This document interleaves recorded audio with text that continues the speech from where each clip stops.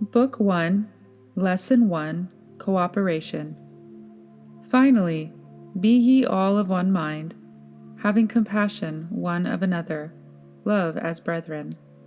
1 Peter 3:8. Affirmation. Not my will, but thine, O Lord, be done in me and through me.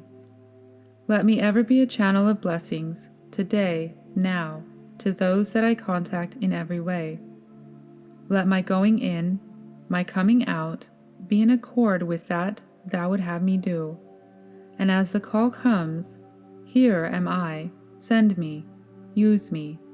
262-3.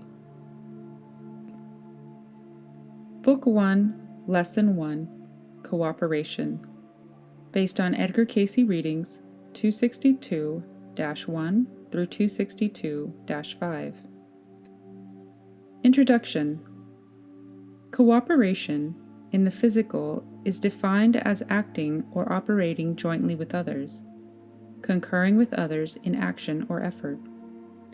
In the spiritual, it is more. It is losing sight of self and becoming a channel through which blessings may flow to others. The blessing is cooperation in action. Whether in the spiritual or physical, action is necessary to put cooperation into operation. Thus, those who would come together for a common cause must have united action in the pursuit and realization of a common end. The best in life is ours, not at the expense of others, but in harmonious cooperation. In every successful organization, the law is in effect. The heavens declare the hand which formed them was the hand of unity, order, and harmony. All nature follows the same law. Each part of the human body performs its duty without a thought of the other, yet fully depending each upon the other. When self is lost in the ideal, cooperation is the natural result. It is the natural consequence of self-service, self-sacrifice, self-bewilderment in Him. In whatever state we find society, let us meet it upon its own level. As we look up, we lift it. That is cooperation. Need for cooperation. We must put cooperation into action in our thinking. Our adverse thoughts have such a paralyzing effect that they will not only retard our own development, but will build barriers for those who might seek to aid us. The Master could do no mighty works in his own village because of the people's unbelief in him. Thoughts are deeds and may become crimes or miracles in their application. It is necessary for the accomplishment of any aim, for the reaching of any goal, and for the attainment of any blessing for self or humanity that we have one mind, one aim, and one purpose. As we seek, in our way, to cooperate in being of service to others, we are lifted up. Let us then express the creative force within us in such a way that it may bring hope, peace, and understanding into the lives of others, that they too, in their way, may seek to be channels of blessings. Then, let us attune ourselves to the highest spiritual force. This will come when we are in accord with His will. Let us exercise our conscious mind by holding these two thoughts before us. 1. We must lose ourselves in Him. 2. Our every thought and our every deed must be in harmony with the intent and purposes of the best that is within us. What is the mind of the Christ that we should seek? As we open our minds, our hearts, and our souls, that we may be channels of blessings, we then have the mind of the Christ, who took upon Himself the burden of the world. So may we, in our little spheres, take upon ourselves the burdens of our world. The joy, peace, and happiness that may be ours are found in doing for the other person.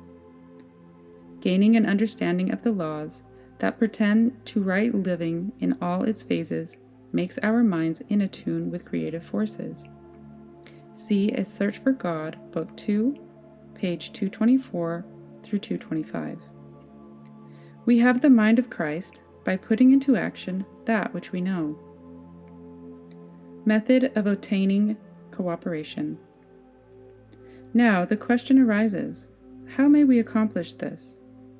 How may we work as individuals whose purposes will be in accord with His will? To answer these, we must look within to the little things that go to make up our very nature. We must guard our daily thoughts and acts, and must, through meditation, awaken our inner selves. In the daily walk of life, let us take stock of our thoughts and acts, for cooperation is the offering of self to be a channel of activity of thought. It is not attained at once, but comes line upon line, precept upon precept, through the giving of self. We must realize that they who would have life must give life. They who would have love must show themselves lovable. They who would have friends must be friendly. They who would have cooperation must cooperate by giving self to that which is to be accomplished, whether in bringing light, strength, help, or understanding to others. These are one in Him. Let us replace our negative thoughts with positive ones, thinking not unkindly of anyone, but speaking and thinking kindly of all. Let us practice thinking kind thoughts of those who have hurt us, letting no opportunity pass to do a little act of kindness that will lighten the burden of another. We should live as we know He would have us live. Begin now. Work diligently and consistently. Let us take thought continually of the attitude of mind we hold, for it makes for that which gives birth to peace, harmony, and understanding, or it brings forth the contending forces that make for unrest and trouble. We will find, when we would do right, that the spirit of unrest is ever present, but day by day this should be put out of our minds and more replaced by the thoughts of peace, harmony, and understanding. Not a latent kind, but an active force. This is the manner in which we give expression to that being sought. It is a oneness of mind, a oneness of purpose, which we must all seek. The virtue in the knowledge of God, His laws, His precepts, not to the advantage of self, but for others, not for self-edification, but that the power and strength may emanate from us to others less strong. Let us seek harmony, for harmony makes for peace, and peace makes for understanding, and understanding for enlightenment. We of ourselves can do nothing, so let us, in meditation, seek the knowledge of the inner light. Set aside a time each day for prayer and meditation, preferably at sunrise. Quiet the physical body, purify the emotions, and wait on the Lord. Let us draw nigh unto God, and He will draw nigh unto us. As we enter into meditation, let us visualize the force of harmony and love in action. As we put into practice that which we know of cooperation in deed and in thought, there will come to us His peace, which passes understanding, and the realization of being His channel.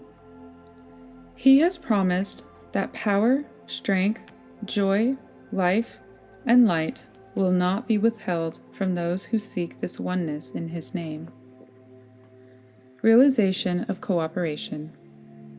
As the realization of a perfect cooperation in Him comes to us, there will come also the knowledge of our oneness with the creative force of the universe. Self-interest will be eliminated. Joy and happiness, bound in service, will reign in our hearts.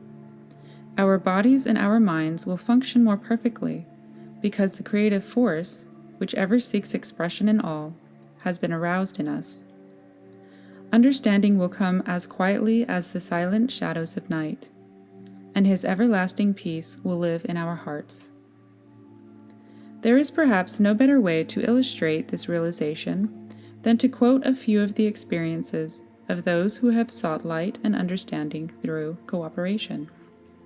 Quote, "In experiencing cooperation, I have been led into a greater field of spiritual understanding and realized that I am a channel through which His will may be done." End quote. I experienced in my trials a feeling of cooperation from our study group, in that through their prayers and meditations, I realized that nothing but good could come to me. All fear was allayed. I knew that justice and mercy would prevail. There came to me a feeling of contentment, a willingness to leave all in His hands, and a realization that all was well." End quote. With the cooperation of our study group, I have been better able to understand my own individual purpose in relation to the whole purpose of life. At times when our cooperation was greatest, I have been able to feel myself being a perfect channel through which God manifested. During the nights following such attunements, I have had visions and dreams that were testimonies to me of growth and development. I have realized that faithful repetition of efforts, which makes for cooperation, brings at times a feeling of unity with all with whom I work, and a nearness of His presence, which shows that His promise, "Where 2 or 3 are gathered together in my name, there am I in the midst of them," is sure. Matthew 18:20. End quote. In my meditation, I have seen our study group come together and form a complete circle, each member of the group being represented by a dot. Each one in the circle seemed to call the others by name and bless them. The circle now turned into a wheel, the dots becoming spokes. Each spoke represented a member of the group. Each spoke became a channel, leading outward from the hub, where was seen the Christ light.